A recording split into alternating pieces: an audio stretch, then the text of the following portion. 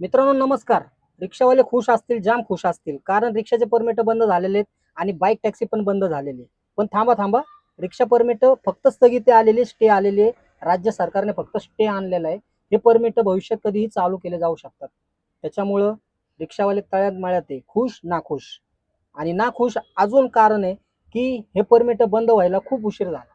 हे अलीकडेच व्हायला पाहिजे होतं, लवकरच्या लवकर व्हायला पाहिजे, पण खूप उशीर झालेला आहे. तर ठीक आहे, देर आहे दुरुस्त आहे. रिक्षावाल्यांचं असं म्हणणं होतं की ज्या लोकांनी रिक्षा घेतलेल्या आहेत त्या रिक्षावाल्यांचा धंदा कुठेतरी स्टेबल राहायला पाहिजे होता, त्याच्यामुळे हे परमिट लवकरात लवकर बंद व्हायला पाहिजे होते. पण यांनी खूप उशीर केलेला आहे.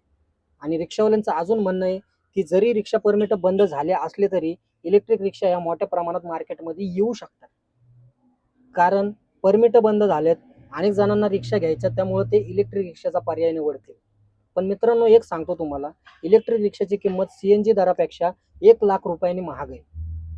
त्याच्यामुळे अनेक जण इलेक्ट्रिक रिक्षा घेण्यापेक्षा फोर व्हीलरला प्राधान्य देतील मित्रांनो. कारण इलेक्ट्रिक रिक्षाची किंमत 3,60,000 रुपये आणि हप्त्यावर घ्यायला गेलं तर ते 5 ते 6 लाख रुपयाच्या घरात ती रिक्षा जात असल्यामुळं अनेक जण वॅगनरचा पर्याय निवडतात. अनेक जण उदाहरणं आहेत माझ्यासमोर ते लोकांची, ज्यांनी या इलेक्ट्रिक रिक्षाच्या नादी न लागता वॅगनरच्या नादी लागून मोठमोठ्या गाड्या घेतल्या, फोर व्हीलर घेतल्या. कारण त्यांना जास्त पैसा कमवायचा आहे, मोठा मनी कमवायचा आहे. याच्यामुळं इलेक्ट्रिक रिक्षाला लोक नापसंती देतात. हे एक महत्त्वाचं कारण. दुसरं कारण आहे मित्रांनो, चार्जिंग. चार्जिंगचा खूप मोठा प्रश्न आहे. अनेक जणांना, अनेक रिक्षावाले तुम्हाला माहिती आहे, हे वसवसलेले असतात धंद्यासाठी. यांना मोठी मोठी भाडे पाहिजे. त्याच्यामुळे इलेक्ट्रिक रिक्षा घेतल्यावर काय होतं, एकतर चार्जिंगवर 10 वेळा नजर जाते, चार्जिंग आहे का नाही, चार्जिंग आहे का नाही, मोठं भाडं उचलायचं का नाही, इथून तिकडे जायचं का नाही, पीसीएमसीतून पुण्यात जायचं का नाही, या प्याचात खूप अडकतात ते. त्याच्यामुळे आहे ना, ते इलेक्ट्रिक रिक्षा अवॉइडच करतात. सीएनजी रिक्षा कसं आहे, एकदा फुल केला, कुठेही गाडी बंद पडली तरी पाय लावून ती गाडी पंपापर्यंत नेता येते, गॅस भरता येतो आणि पेट्रोलचं ऑप्शन आहेच. त्याच्यामुळं काहीच प्रॉब्लेम नाही सीएनजी रिक्षाला.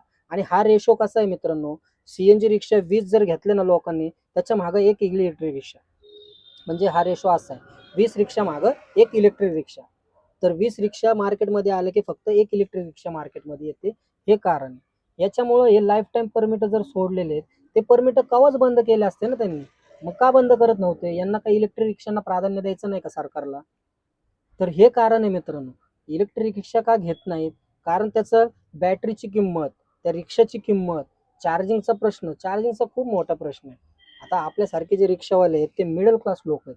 ते जास्तीत जास्त स्लम एरियात राहत असल्यामुळं त्यांचं काही स्वतःचं असं घर नसतं, की जागा नसती, की आपण वेगळा पॉईंट काढला, वेगळं मीटर घेतला आणि वेगळं कनेक्शन देऊन त्या रिक्षाला चार्जिंगची सोय केली, असं होत नाही. मित्रांनो आजकाल थोडीशी कोण जागा वापरायला पण देत नाही, ₹1 पण देत नाही. त्याच्यामुळे आहे ना, कोण तुम्हाला तुमच्या जागेत, त्यांच्या जागेत रिक्षा लावून देईन आणि चार्जिंगची सुविधा करून देईन. तर याच्यामुळं पण लोक अवॉइड करतात की चार्जिंगची इलेक्ट्रिक रिक्षा घ्यायला. चार्जिंगचा खूप मोठा प्रॉब्लेम आहे. हे दुसरं कारण आहे. तिसरं कारण आहे मित्रांनो, शॉर्ट सर्किटचा. अनेक गाड्या तुम्ही पाहिल्या असतील आतापर्यंत, त्या चार्जिंगला थांबवलेल्या जागी शॉर्ट सर्किटमुळं अख्ख्या गाड्या जळून खाक झालेल्या आहेत. त्याच्यामुळं आपली रोजीरोटी आहे त्या गाडीवर, आपण हप्ते फेडतोय, या विचाराने एक लोक गाड्या घेणं अवॉइड करतात. लोकांचं असं म्हणणं आहे की सीएनजी रिक्षाचे परमिट बंद झाले असल्यामुळं लोक इलेक्ट्रिक रिक्षाकडे जास्त वळतील.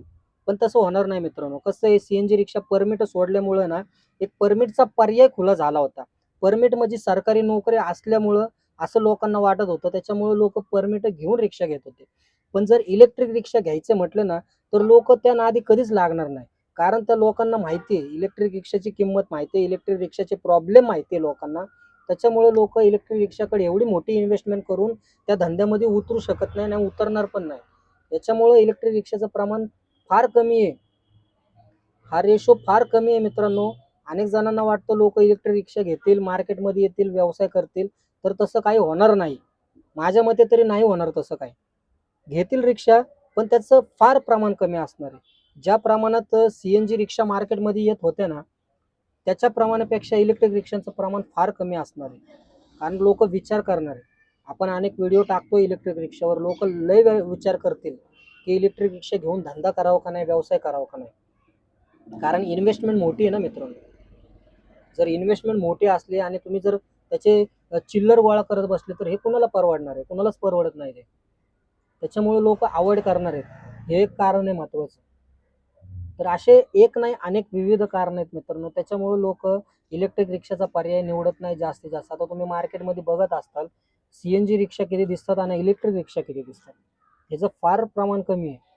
आता ज्यांना घराची पार्किंगची सुविधा आहे, ज्यांचं स्वतःचं घर आहे, मी अनेक इलेक्ट्रिक रिक्षांवर व्हिडिओ पाहिलेत, व्हिडिओ बनवलेत, तर त्या लोकांची घरं प्रॉपर घरं आहेत, स्वतःचे असे गुंट्यामध्ये घरं आहेत, तेव्हा त्यांनी ते इलेक्ट्रिक रिक्षा घेतले.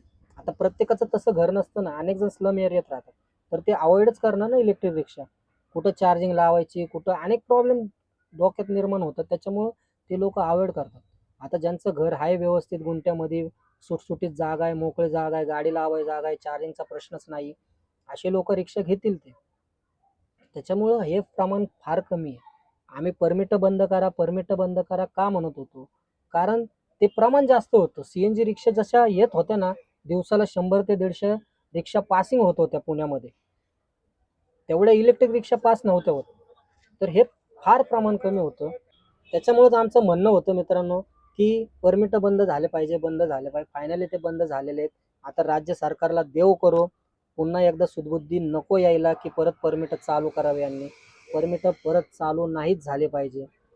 आणि जर परमिट परत चालू झाले तर मग रिक्षावाल्याला कोणीच वाचवू शकत नाही. रिक्षावाला नेस्तनाभूत झाल्याशिवाय राहणार नाही. व्हिडिओ आवडला असेल तर शेअर नक्की करा आणि आपल्या चॅनलवर नवीन असेल तर सबस्क्राईब करायला विसरू नका. तोपर्यंत जय महाराष्ट्र.